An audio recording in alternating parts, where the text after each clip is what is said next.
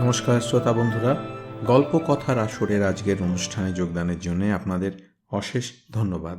আমি রাজীব ঘোষ। শ্রোতা বন্ধুরা, আজকে আপনাদের কাছে হাজির করব আর একজন প্রতিভাশালী সাহিত্যিককে। তার নাম দিব্যেন্দু পালিত। দিব্যেন্দু পালিত বাংলা সাহিত্যের কল্লোল উত্তর যুগের এক প্রতিভাশালী সাহিত্যিক। তার জন্ম 1939 সালের 5ই মার্চ বিহারের ভাগলপুরে। তিনি ছিলেন একাধারে ঔপন্যাসিক, কবি, ছোট গল্পকার, কথাশিল্পী। বন্ধু রুদ্র আর আমার সাথে তাঁর ছাত্রজীবনের একটা ছোট মিলও আছে। আমাদের মতোই তিনিও ছিলেন কলকাতার যাদবপুর বিশ্ববিদ্যালয়ের ছাত্র। যাদবপুর বিশ্ববিদ্যালয়ের তুলনামূলক সাহিত্য বিভাগ থেকে তিনি স্নাতক হন। বয়সে অবশ্যই তিনি আমাদের থেকে এগিয়েছিলেন বেশ কিছু দশক।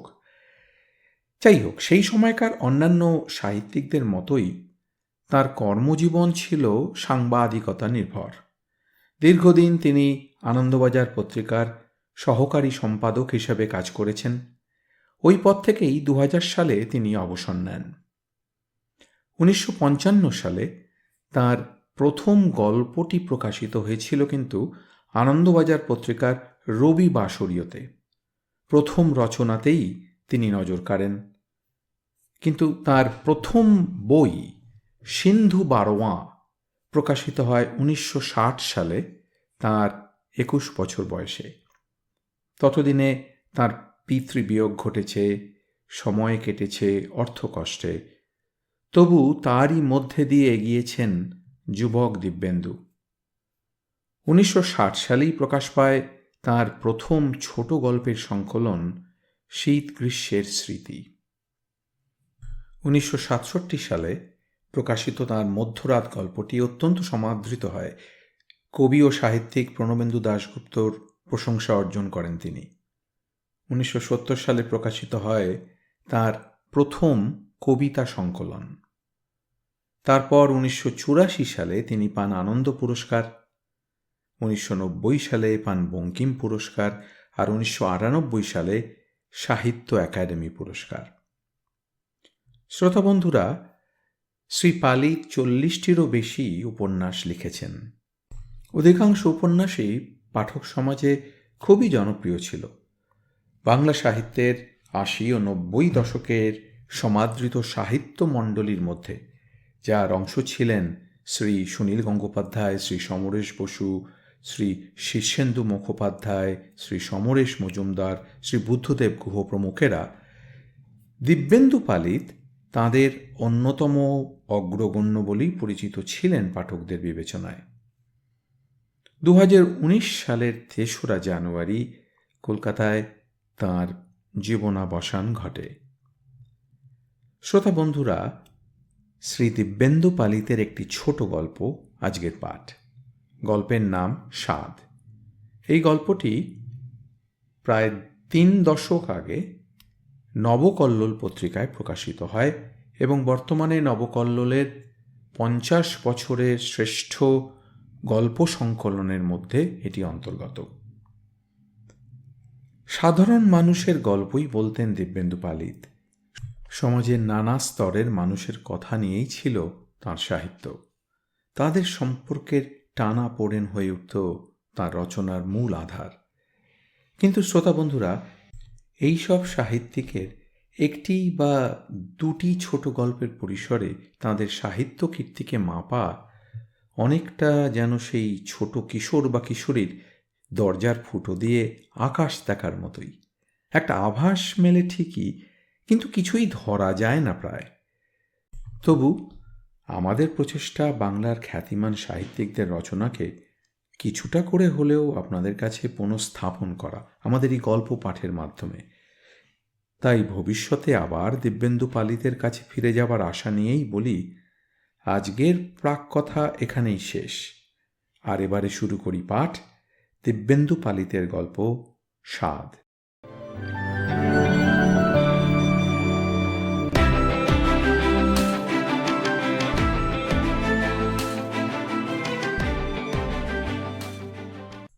45 বছরের জীবনে নানা অভিজ্ঞতার মধ্যে দিয়ে যেতে যেতে যেসব অভ্যাস রূপেনের রক্তে ঢুকে গেছে, সকালের খবরের কাগজটি আদ্যপান্ত পড়া তার একটি।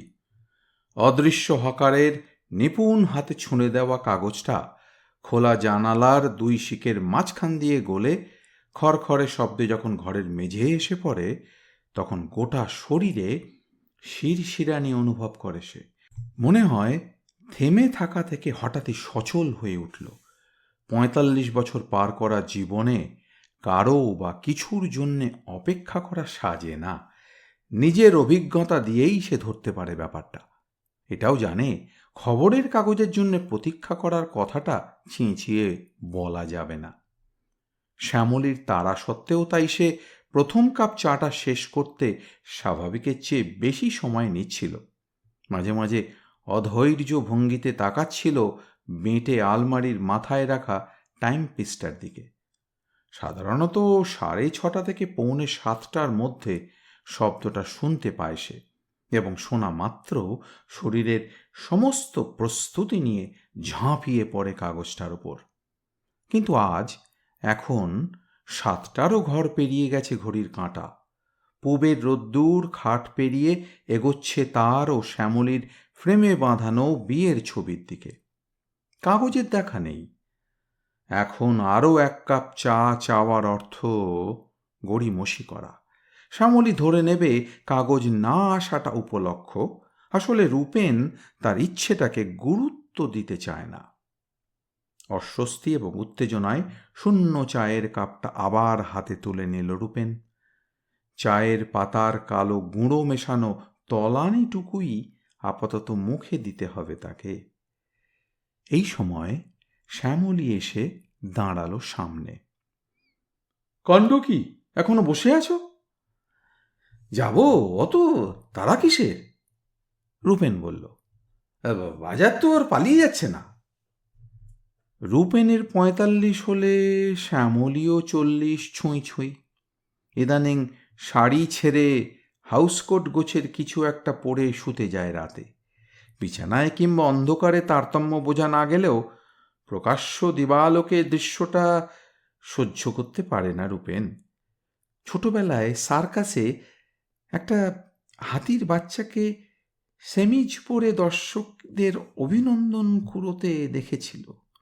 কেন কে জানে সেই ছবিটাই দেখতে পায়, এখনো পেল। চোখাচোখি হওয়া মাত্র দৃষ্টি নামিয়ে নিল সে। তার স্বভাবের আরেকটি বৈশিষ্ট্য, সে কখনোই স্ত্রীর মুখের ওপর কথা বলে না। রূপেন বলে না বলেই শ্যামলী বলার সুযোগ পায়। কয়েক মুহূর্ত স্বামীকে লক্ষ্য করে এবং ভালো করে আশপাশটা দেখে নিয়ে বলল, একদিন খবরের কাগজটা দেরিতে পড়লে কি মহাভারত অশুদ্ধ হবে? কি লোক রে বাবা, নাকি আমাকে জব্দ করার মতলব এঁটেছ? রূপেন উঠে দাঁড়ালো। আগেই দেখেছে প্লাস্টিকের ঝুড়ি, মাছের থলি ইত্যাদি গোছগাছ করে রেখেছে শ্যামলী। কাল রাতে শুতে যাবার আগে ফর্দ লিখে টাইম পিস চাপা দিয়ে রেখেছিল। চোখ বোলানোর সাহস পায়নি রূপেন। মাসের 17 তারিখে বাড়িতে অতিথি থেকে চব্যচস্য খাওয়ানোর উপলক্ষ তৈরি করলে তার মতো ছাপোষা লোকের ফর্দ দেখার দরকার পড়ে না। রক্তে এরপরে কতটা জল মিশবে তারই হিসেব নিকেশে ব্যস্ত হতে হয়। শ্যামলীর পরিকল্পনা শুনে কাল রাতেই মনে মনে একটা হিসেব রেখেছিল সে। তোষণদা মাংস খায় না। ভিজে পাউডারের গন্ধ ছড়িয়ে শ্যামলী বলেছিল, 3 রকমের মাছ হলেই চলবে। রুই মাছের মুড়ো পেলে দেখো তো, মুগ ডাল দিয়ে রাঁধব। চতুর্থ মৎস্যটির আবির্ভাবে রূপেনের হিসেবে যেখানে পৌঁছয় সেখান থেকে 300 টাকা দূরত্ব বেশি নয়। এরপরেও আছে অন্যান্য খরচ। পাশ ফিরে শোয়া ছাড়া তখন আর কোনো উপায় ছিল না। ঝুড়ি আর থলি হাতে বাজারে বেরুবার আগে ফর্দটায় চোখ বুলিয়ে নিল রূপেন। মানিব্যাগটা পকেটে ভরেও আবার বের করে নোটগুলো গুনে নিল। ঠিক সেই সময়ই যখন সে শ্যামলীর দিকে তাকাতে চাইছে না, সেই খড়খড়ে শব্দটা আছড়ে পড়ল মেঝে। রূপেন দেখল ছুঁ মেরে কাগজটা তুলে নিচ্ছে শ্যামলী। এটা তার খুশি হবার সময়। ভনিতা না করে হাত বাড়াল রূপেন। দেখি। কোনো দেখা দেখি নয় এখন, আগে বাজার নিয়ে এসো, শ্যামলী বলল। চিতলের পেটিটা দয়া করে আনতে ভুলো না। বিরক্তিতে ব্যস্ত হলো রূপেন। ততক্ষণে শ্যামলী নিজেই হুমড়ি খেয়ে পড়েছে কাগজটার ওপর। আগের কণ্ঠস্বরে জের টেনে বলল, এই কাণ্ড দেখেছ? গৃহবধূর মৃত্যু, স্বামী গ্রেপ্তার, আবার একটা মেয়েকে মেরে ফেললে। শেষের কথাগুলো কানে তুলতে তুলতে দরজা খুলে রাস্তায় বেরিয়ে এলো রূপেন। আবার এই কথাটাই সাংঘাতিক। গতকালের কাগজে সে নিজেই এরকম দুটি কেস পেয়েছিল। একটি ক্ষেত্রে স্বামী নিখোঁজ হওয়ার কারণে শাশুড়ি ও দেওরকে গ্রেপ্তার করে পুলিশ। অন্যটিতে তখনও সন্দেহ থাকায় কি হলো না হলো তা বলা হয়নি। পরশুও পেয়েছিল একটি অগ্নিদগ্ধ হওয়ার ঘটনা। খবরের শেষে পুলিশের দেওয়া হিসেব এই নিয়ে কলকাতা শহরেই 1 মাসে হত্যা বা আত্মহত্যার শিকার হয়েছে 11 জন। এরা সকলেই বিবাহিতা। এটা কি ঠিক হচ্ছে? পরশু অফিসে দুলাল হালদারের সঙ্গে এই নিয়ে কথা বলতে বলতে রূপেন বলেছিল, এটা অন্যায়, এই লোকগুলোকে ফাঁসি দিয়ে লটকানো উচিত। কানে দেশলাইয়ের কাঠি খোঁচাতে খোঁচাতে দুলাল বলেছিল, তা ঠিক, তবে আমি যেন কোথায় পড়েছিলাম হত্যা আর আত্মহত্যা এই দুটোর পেছনেই একই ধরনের মানসিকতা কাজ করে। দুলাল কিছু বোঝাতে চেয়েছিল, ঠিকঠাক বোঝেনি রূপেন। এখন মাছের বাজারে ঢুকতে ঢুকতে উত্তেজিতভাবে সে ভাবল, সম্ভবত তার ধারণায় ভুল ছিল কোনো। এইভাবে হঠাৎ সিদ্ধান্তে পৌঁছানো উচিত হয়নি। যে কোনো কাজের পিছনেই কারণ থাকে। খবরের কাগজ বা পুলিশের পক্ষে তড়িঘড়ি সব কিছু জেনে ফেলা সম্ভব নয়। এই যে আজ যা ঘটছে তার জীবনেই ঘটছে। আর কোনো স্বামী হলে নিশ্চয়ই এ নিয়ে একটা এসপার ওসপার করার কথা ভাবত। তার ফলেই উত্তেজনার মাথায় সম্পর্ক একটা সিরিয়াস ব্যাপার, তার মধ্যে একটা সততা থাকা দরকার।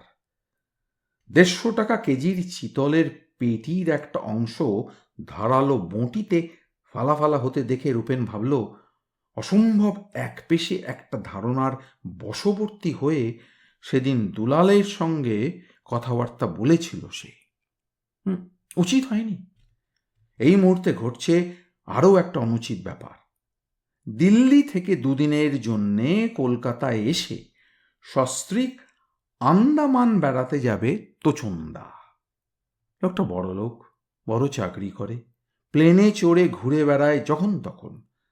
লতায় পাতায় জড়ানো শ্যামলীর দূর সম্পর্কের দাদা। এতই দূরের যে তুতো দিয়েও ধরা যায় না। রূপেন নিজেও 2-3 বারের বেশি দেখেনি লোকটাকে, কিন্তু তোচনদার কথা উঠলেই যেরকম চমচমে হয়ে ওঠে শ্যামলীর মুখ, তা থেকে বুঝতে অসুবিধা হয় না শ্যামলী লোকটার ফ্যান। একবার এখনই মনে পড়ল রূপেনের, কি প্রসঙ্গে শ্যামলী যেন বলেছিল, আত্মীয় সম্পর্ক না থাকলে তোচন্দার সঙ্গে তার বিয়ে হলেও হতে পারত। নিতান্তই মুখ ফসকে বলে ফেলা, তবু কথাটার আঁচ লেগেছিল রূপেনের গায়ে। ভেবেছিল যতটা বলেছে তার চেয়ে বেশি আড়াল করেনি তো। সেই তোচন্দা আসছে সেই শ্যামলীর সঙ্গে দেখা করতে, নাকি অনেক দিন দেখা হয়নি। তাছাড়া সেই কবে খেয়েছিল শ্যামলীর হাতের রান্না, সে স্বাদ ভুলতে পারেনি এখনো। এয়ারপোর্ট থেকে সোজা চলে আসবে এখানে, দুপুরটা কাটিয়ে বিকেলে চলে যাবে বরানগরে ছোট ভাইয়ের বাড়িতে। যদিও সস্ত্রীক, তবু রূপেন ভাবল তোচনের স্ত্রী এখানে ফ্যাক্টর নয়, তোচনটাই ঝামেলার। দমদম থেকে পার্ক সার্কাস পৌঁছবার আগে পৌঁছে যেতে পারত বরানগরে। শাঁসালো দাদাকে ভালো মন্দ খাওয়াতেও ছোট ভাই নিশ্চয়ই ব্যবস্থা করত। সেসব হয়নি। তার বদলে রূপেন এখন চিতলের পেটিসহ 3 রকমের মাছ এবং রুই মাছের মুড়োর ভার বহন করে চলেছে সেই তোচনদাকেই তোয়াজ করতে। এ পেটি রোজ দিন পাওয়া যায় না বাবু, মাছওয়ালা বলেছিল। গরম মশলা বেশি দেবেন, টেস্ট খুলবে। শালা, যেন মশলার অভাব ঘটেছে কিছু। বাজার থেকে ফিরে রূপেন দেখল পুরোপুরি নিজেকে বদলে ফেলেছে শ্যামলী। চানটান সারা, ঢিলে ঢালা হাউসকোটের বদলে পরনে উঠেছে ডুরে তাঁতের শাড়ি, কপালে সিঁদুরের টিপ, কিছু গুঁড়ো নাকের পাটায় ছড়ানো। খাঁচ খোঁচ মিলিয়ে শরীর প্রস্ফুটিত হলে কোন মেয়েকেই না ভালো লাগে। মেজাজটা খিঁচড়ে আছে এই যা। বাজার নামানোর সঙ্গে সঙ্গেই উবু হয়ে বসে ঘাঁটতে শুরু করে দিল শ্যামলী। কোনো কথা না বলে ঘরে ঢুকল রূপেন। অফিসে বেরোবার আগে এখনো সময় আছে কিছুটা। এই সময়টা তার। রোদ সরে যাওয়া খাটের ওপর আধ শোয়া হয়ে খবরের কাগজটা চোখের ওপর টেনে আনল সে। সকালে শ্যামলী বলেছিল, এখন দেখল প্রথম পাতাতেই জলজল করছে খবরটা। সাধারণের চেয়ে মোটা টাইপে ছাপা, সেই জন্যেই চোখ পড়ে আগে। 27 বছরের এই যুবতীটির মৃত্যু হয়েছে অগ্নিদগ্ধ হয়ে। সম্ভবত নিজেই কেরোসিন ঢেলেছিল গায়ে। জানলা দিয়ে ধোঁয়া বেরুতে দেখে খবর দেওয়া হয়েছিল পুলিশে। দরজা ভেঙে ঢোকার পরে উদ্ধার করা যায় মেয়েটিকে, তখনই সে অচৈতন্য। হাসপাতালে ঘোষণা করা হয় মৃত। প্রতিবেশীরা সাক্ষ্য দিয়েছে ঘটনা ঘটার কিছুক্ষণ আগে স্বামীর সঙ্গে তুমুল ঝগড়া হয়েছিল মেয়েটির। স্বামীকে গ্রেফতার করা হয়েছে। 1 বার, 2 বার, 3 বার খবরটা পড়ার পরেও ভুরু শিরশির করতে লাগলো রূপেনের। ঝগড়ার ব্যাপারটা সত্যি হতে পারে, কিন্তু মেয়েটি অগ্নিদগ্ধ হয়েছে নিজের ইচ্ছায়, হয়তো আবেগবশত, হয়তো সাময়িক উত্তেজনায়। ঘটনার বিবরণ থেকেই বোঝা যাচ্ছে তাকে খুন করা হয়নি। আত্মহত্যায় স্বামীটি যে প্ররোচিত করেছে তাকে, এমন সিদ্ধান্তেও কি আসা যায় চটপট? হয়তো অসুখী ছিল তারা, এমনও হতে পারে গোপনে মেয়েটি কোনো। কি লক্ষ্মী গো তুমি! চায়ের কাপটা বাড়িয়ে দিয়ে খুব কাছ থেকে শ্যামলী বলল, সত্যি সত্যি চিতলের পেটি আনতে পারবে ভাবতে পারিনি, তেলে তুল তুল করছে। কাপটা হাতে নেবার জন্য উঠে বসল রূপেন। আড়ে তাকালো শ্যামলীর দিকে। সম্বোধনে গলবার পাত্র নয় সে। গো গো করে কথা বলা বিয়ের 3-4 বছরের মধ্যেই ছেড়ে দিয়েছে শ্যামলী। আজই কানে এলো অনেক দিন পরে। এটা রিহার্সালও হতে পারে। তোচন এসে পৌঁছবার আগে সরগর করে নিচ্ছে জিভ। চেহারার যা চটক, তাতে 2-4 বার গো গো করলেই রেডি স্টেডি হতে সময় লাগে না। ব্যাপারটা রূপেনের চেয়ে ভালো কে বোঝে। শ্যামলী নামটা পুরনো মনে হওয়ার গোড়ার দিকে মলি বলে ডাকত সে। আবেগটা ধরা পড়ত তখন, উৎসাহ। তোচন ফোচন ধারে কাছে ছিল না। এখন যদি প্ররোচনার সৃষ্টি হয়, শুরু হয়ে যায় তুমুল ঝগড়া, এবং তারপর কিছু একটা ঘটে যায়, তাহলে তাকেও গ্রেপ্তার করা হবে। তাহলে এর মধ্যে যে ব্যাপার আছে, যেমন তোচনের জন্যে বাজারে যাওয়া, সাধ্যের অতিরিক্ত টাকা খরচ করা, এগুলোর কোনো ভূমিকাই নেই। অন্যমনস্কভাবে আবার খবরের কাগজেই ফিরে যেতে যেতে রূপেন বলল, চাটা খেয়েই চান করতে ঢুকব। যাও না, শ্যামলী বলল, তোমাকে পার্শ্বে ভেজে দিচ্ছি। রূপেন গম্ভীর থাকল। প্লেন নামবে 10টায়, 10:30টায়। তার মানে ওরা এখানে পৌঁছতে পৌঁছতে 11:30, 12টা। শ্যামলীকে কালই বলে রেখেছিল অফিসে জরুরি কাজ আছে, তার পক্ষে বাড়িতে বসে থাকা সম্ভব হবে না। তবে বিকেলের দিকে, মানে ওরা থাকতে থাকতে ফিরে আসার চেষ্টা করবে। এখন ঠিক করলো ফিরবে না, এবং হঠাৎই আবার খবরের কাগজের ওপর ঝুঁকে পড়ল। অফিসে দুলাল হালদার বলল, কারবার শুরু হয়ে গেল আর কি, পড়েছ কাগজ? রূপেনের মাথায় তখন প্লেন নামছে। আলগোছে ঘড়ির দিকে তাকিয়ে বোঝা গলায় বলল, কি? ফ্রন্ট পেজ নিউজ, আর একটা মেয়ে গেল। প্রেস্টিজ বলে আর কিছু থাকছে না। বলতে বলতেই হাসলো দুলাল। বাড়িতে বউ বলল, আজকাল স্বামী মানেই আসামি। পুরনো রসিকতা। এড়িয়ে গিয়ে রূপেন বলল, খবরটাই সব ভাবছো কেন? হয়তো স্ত্রীর তরফে কোনো গ্রেভ প্রভোকেশন ছিল, লোকটা সাফার করছিল। কি ছিল না ছিল কে জানছে, তবে ইনসিডেন্ট বাড়ছে। প্রায় ক্ষুব্ধ গলায় রূপেন বলল, অন্য ইনসিডেন্ট কমে গেলে এসব খবরই বেড়ে যাচ্ছে মনে হয়। লাস্ট কবে প্লেন অ্যাক্সিডেন্টের কথা শুনেছ? কাগজগুলোও হয়েছে তেমনই। দুলাল রূপেনকে দেখছিল। দেখতে দেখতেই বলল, এত উত্তেজিত হয়ে পড়ছো কেন? তুমি আমি সেফ থাকলেই হলো। রূপেন জবাব দিল না। নিজেকেই জিজ্ঞেস করল, সেফ আছি কি? তারপর থেকে অনেকক্ষণ সে কোনো কথা বলল না। সেদিন বেশ রাত করে বাড়ি ফিরে রূপেন দেখল শ্যামলীর মুখ থমথমে। কারণ কি বুঝল না।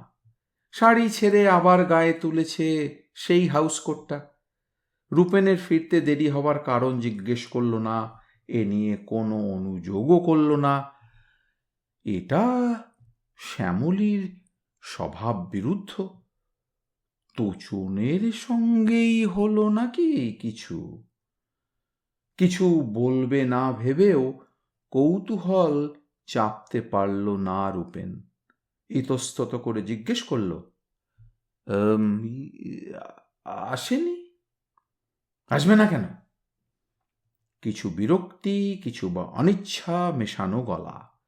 সরে যেতে যেতে শ্যামলী বলল, তাড়াতাড়ি করো, খাবার দিচ্ছি, আমি শুতে যাব। ব্যাপারটা বুঝতে সময় লাগবে রূপেন ভাবল। যেমন প্রায়ই করে, হয়তো আস্তে আস্তে ভাঙবে শ্যামলী। আপাতত খুঁচিয়ে লাভ নেই। ভাবতে ভাবতে অফিসের পোশাক ছাড়ল সে, হাত মুখ ধুলো।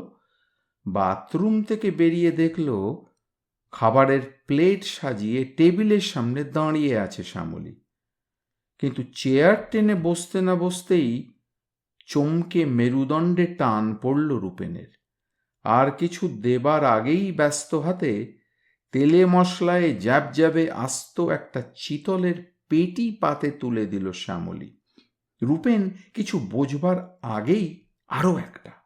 এ কুচু কি? হা হা করে রূপেন উঠল। এত কেউ খেতে পারে? কেন পারবে না? খাবার জন্যই তো আনা। শ্যামলী ঠাট্টা করছে কিনা বোঝা যাচ্ছে না। গলায় চাপা আবেগ ফুটিয়ে বলল, এত কষ্ট করে রাঁধলুম, চেখে দেখবে তো? এই বাড়তি উৎসাহেই সন্দেহ হলো। চোখ নিচু করে বড় পেটির এক পাশ থেকে খানিকটা ভেঙে মুখে দিল রূপেন, এবং সঙ্গে সঙ্গে গা গুলিয়ে বের করে আনলো মুখ থেকে, পচা নাকি? টাটকা হলে পুরোটাই খাবে। হঠাৎ নিজেকে বদলে ফেলল শ্যামলী। আমাকে জব্দ করার আশ মিটেছে তো? বলতে বলতে সরে গেল শ্যামলী। প্রায় সঙ্গে সঙ্গে শোবার ঘরের আলো নিভে যেতে দেখল রূপেন। হতভম্ব হয়ে কিছুক্ষণ চিতলের পেটি দুটোর দিকে তাকিয়ে থাকল সে। গন্ধটা গুলোচ্ছে, হালকা থেকে ক্রমশ গভীর হয়ে মিশে যাচ্ছে নিঃশ্বাসে। তার মানে মাছওয়ালা ডাহা ঠকিয়েছে তাকে, সেই জন্যেই কষে গরম মশলা লাগাতে বলেছিল। কিন্তু শ্যামলীকে কি করে বোঝাবে? 150 টাকা কেজি দরে এই মাছের জন্যেই গুনে গুনে টাকা দিয়েছে সে। প্রায় তখনই ধাঁ করে একটা চিন্তা মাথায় এসে গেল রূপেনের। সত্যি সত্যি এত কি ভাববার আছে ঘটনাটার মধ্যে? ঠকে গিয়ে মস্ত একটা লাভও হলো তার। তোচনদা নিশ্চয়ই টের পেয়ে গেছে শ্যামলীর হাতে রান্নার স্বাদ কেমন। এমন মধুর স্বাদের মাছ জোগানোর জন্যে মাছওয়ালার কাছে তার কৃতজ্ঞই বোধ করা উচিত। কে জানতো শ্যামলীর যেমন তোচনদা, তেমনি তারও জন্যে আড়ালে মোটি সানিয়ে বসে আছে কেউ।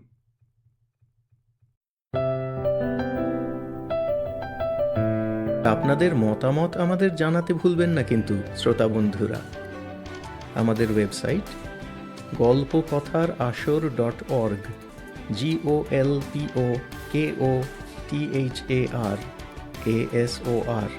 golpokothar-asor.org